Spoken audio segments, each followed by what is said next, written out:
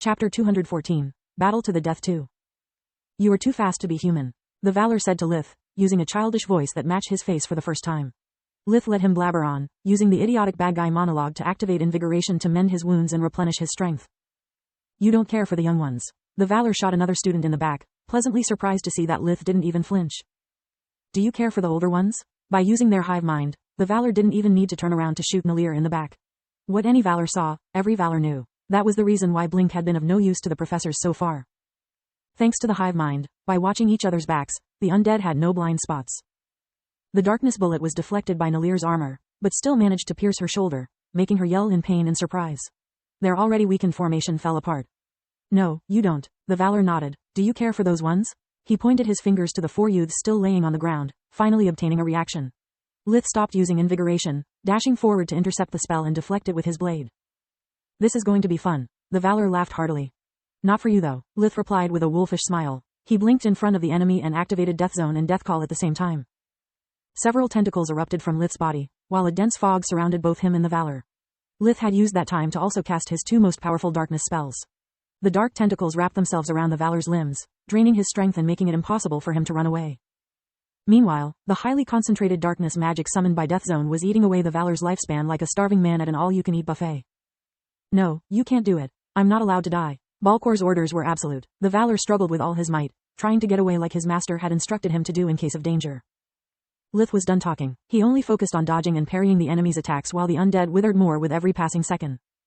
Soon the physical gap between the two was so wide that Lith could afford to go on the offensive, slashing the Valor's body over and over with his darkness-infused blade.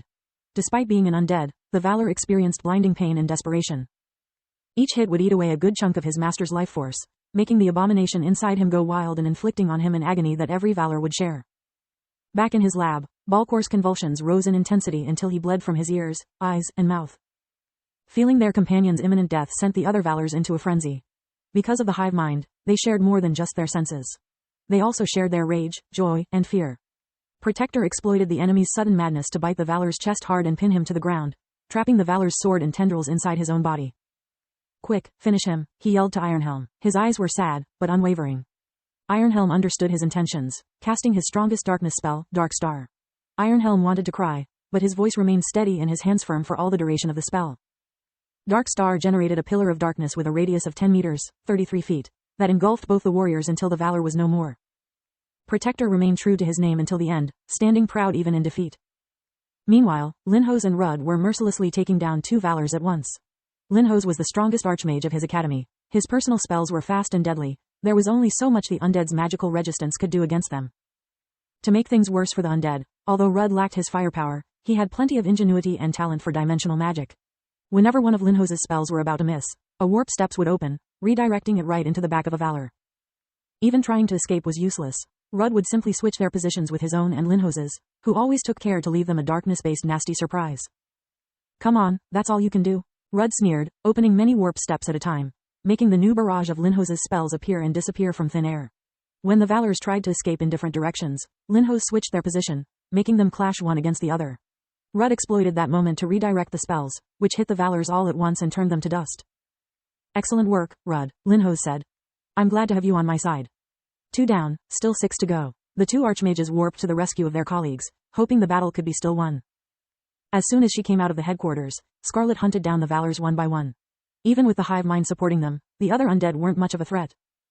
She hadn't missed how the destruction of the 2 Valors by the hand of Kala had made the lesser undead revert to their frenzied fighting style and lose any semblance of order or discipline. Of the 8 remaining greater undead, 2 were keeping themselves at the outskirts of the mining town. Scarlet suspected that their refusal to budge even after losing 2 of their generals could depend on their role in keeping the hive mind active. She blinked behind their backs, infusing her roar with air magic, making them tumble on the ground like rag dolls. If I'm right, they will attempt to run rather than fight. I must keep them away from their escape route and kill them as fast as I can. Scarlet thought. As she had predicted, the 2 attempted to cast a flying spell to get away from the Scorpicore, but she only needed another roar to send them tumbling again and interrupting their cast. Filthy beast, your time has come, said the first Valor unsheathing his sword. Filthy beast, your time is en. Shut your trap. Scarlet cut the second Valor short, ripping the creature's head off with her claws. Her rage peaked when she heard those words again. She wasn't sure if Kala was dead or alive, only that if she had lost and awakened because of humans squabbling between themselves, she would never forgive herself. A sudden sharp pain forced her to focus back on her enemies. A big chunk of her paw was now missing, her flesh and bones melted by the powerful acid that ran inside the Valor's bodies instead of blood. Nice trick, she said, watching the bits of the undead's head reassemble themselves until no injury remained. Want to see a better one? Her paw exuded a white brilliance and in less than a second, she was healed too. As for my final act, Scarlet weaved the blink spell, but instead of blinking herself she forced one of the Valors to appear right in front of her. Her paw pinned him down, while she used invigoration to find the blood core and flood it with darkness magic. It was something that only her overwhelming strength and over 300 years of experience in manipulating cores allowed her to do. The undead experienced pain as if its very soul was being ripped to shreds, pulverized, turned into a bucket someone used as a chamber pot, and then turned to shreds again. Its agony spread to all the remaining Valors, making them easy targets. While the first one was still turning to ashes, Scarlet repeated the procedure on the second one, making Balcor's mind fall into a coma to escape from that torture. Damn you all, for Balcor. Lith didn't know why the Valor had started convulsing, nor did he care. What worried him was that now the creature was willingly burning his life force to break free from the restraints. Lith focused even more, increasing the density of darkness magic surrounding them to put an end to the fight. He didn't know how long he could still hold the Valor in place. Keeping both the spells active while trading blows with the undead was quickly draining his strength. The Valor shot several rays of darkness from his eyes until he slowly turned to smoke and ashes. At least I will not die alone. Lith didn't stop the attack until the Valor's blood core was no more. He never trusted monsters to stay dead, so besides confirming it with life vision, he also asked Solus to double-check with Mana Sense. By my maker, Lith, behind you. Despite being on the verge of exhaustion, Lith followed Solus's instructions, ready to fight with the last bits of power he had. He only then realized that what Solus was referring to wasn't an enemy, but the members of his group. They had yet to wake up from the lightning bolts, so unlike the other students, they had remained on the attack site. Suddenly the Valor's words made sense. They could be the only reason why the undead had wasted his life force to cast spells that he knew Lith could dodge with his eyes closed. After a quick inspection, he discovered that only Uriel and Floria had been hit. The creature had shot blind, so most of the rays had just hit the ground. Uriel had been grazed on a leg while Floria on a shoulder. The wounds were superficial, barely bleeding, but the flesh surrounding them was turning blue and the veins were bulging out. Lith used invigoration to understand what was happening. A mass made of darkness magic was ravaging their bodies while advancing towards their mana cores. Damn B*** starred, Lith thought. He invaded them with his life force. If I don't stop it immediately, they are either going to die or turn into undead. Lith saw several students, that had been killed earlier by the Valor, groggily stand up with their eyes shining with the red light of undeath. Damn, I hate always being right. Lith opened a warp steps, but he was too weak to go far from the battlefield. His destination was their room in the mining town. He threw Freya and Kyla inside and onto their beds, more or less. Then, he picked Floria and Uriel up and ran away from the undead mob that was chasing them, closing the gate right behind him. The monsters were fast enough to compete with Lith in his exhausted state while burdened by his companions. Some of them were already crossing the gate when it disappeared. A few heads and limbs fell on the floor, emitting a screeching sound before turning into black smoke and ashes. Just Balcor style, he sacrifices undeath's eternal life in exchange for explosive power. The fallen students turning so fast can only be a bad omen. Lith lay Floria and Uriel on the floor, discovering that the black matter was already halfway towards their cores. The corruption was spreading at an alarming rate. Almost half of their bodies had turned blue, with black veins bulging all over them. Cursing Balcor's name, Lith had no choice but to activate invigoration and wait until he had regained enough strength to make his blurred eyesight return to normal before attempting a treatment. He used that time to call for help with his communication amulet. This wasn't the Academy's healer's first rodeo. The light magic department was bound to know a cure for their affliction, after 10 years of fighting the same kind of undead. Alas, the amulet was once again offline.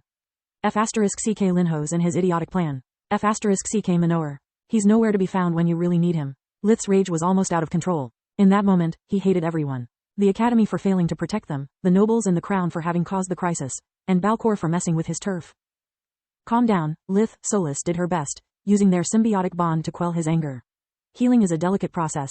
You can't brute force your way to save someone. Letting yourself go can only do more harm to your friends. Lith still rejected that word, friends. Yet denying his attachment to them was hypocritical, especially his fondness towards Floria. Aside from Solus, no one outside of his family had ever made him feel so special since his rebirth in the new world. Lith swallowed his anger, studying the black matter only to discover it was some kind of darkness magic he had never met before.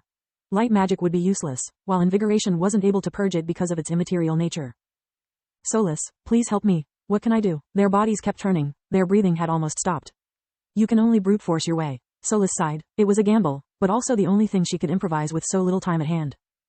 Use your own darkness magic to stall and destroy the Valor's one while using light magic to immediately heal the damages the conflicting energies will cause. That kind of power isn't made to last. If you resist long enough it should self-destruct. Lith commenced the procedure even before Solis had finished her explanation. He had already understood her idea from the first sentence. First, he attacked the black veins, preventing the affliction from spreading further. Then he focused on the black mass.